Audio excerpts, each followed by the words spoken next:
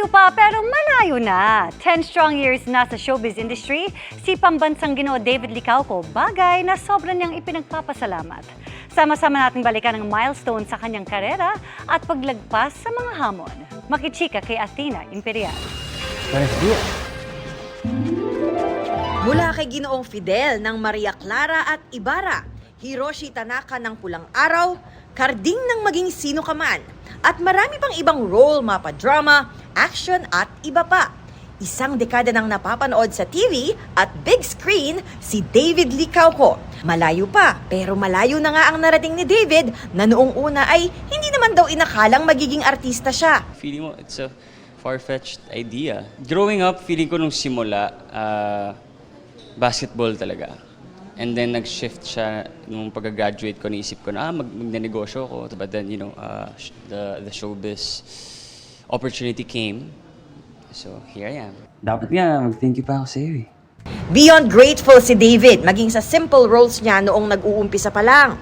Yung mga roles na maglalakad lang ako or like konting linya lang, di ba? If I didn't do that, if I didn't start from that, I wouldn't be where I am today. Kwento pa ni David, vivid memory niya ang hindi niya pagpasok sa basketball varsity team niya when he was 11 years old. This failure, he said, pushed him to always do his best. I feel like dahil sa kanya, naging passionate ako sa lahat ng ginagawa ko. Dahil sa kanya, it felt to me na I wanted to reach higher goals. I hope he's proud of me.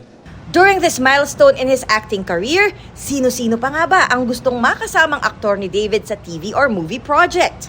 Gusto ko makatrabaho si Joshua Garcia, di ba? Kasi napakagaling niyang actor. Catherine Bernardo, or like Ding Dong Dantes.